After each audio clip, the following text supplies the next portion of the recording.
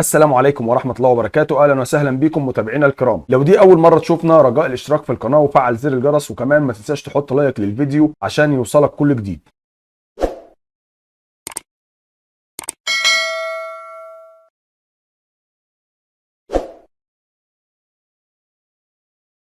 كما وعدناكم في تغطية حصرية لمنتخب المغرب في كأس العالم لكرة القدم داخل القاعات فوتسال 2024 المقامة في أوزبكستان.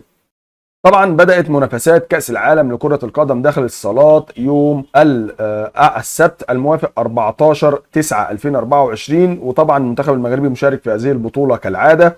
يتواجد المنتخب المغربي في المجموعة الخامسة بجوار كل من طاجيكستان وبنما والبرتغال، ويتطلع المنتخب المغربي أن يتصدر هذه المجموعة بجدارة، وهو قادر بالفعل على التصدر وعلى أن يصعد إلى الدور القادم، وذلك بعدما رأينا نتائج المباريات الودية التي خاضها المنتخب قبل بداية هذه البطولة.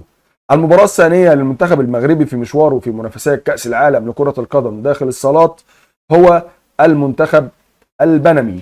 المنتخب المغربي يواجه المنتخب البنمي منتخب بنما، وذلك يوم الخميس الموافق 19 سبتمبر 2024 في تمام الساعة 1:30 ظهرا بتوقيت المغرب، و1:30 عصرا بتوقيت مصر والسعودية، و4:30 عصرا بتوقيت الإمارات، على قناة بي إن سبورت، وكمان على قناة الرياضية المغربية مجانا داخل المغرب.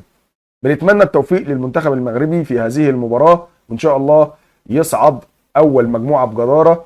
وأشوفكم في فيديو جديد، والسلام عليكم ورحمة الله وبركاته.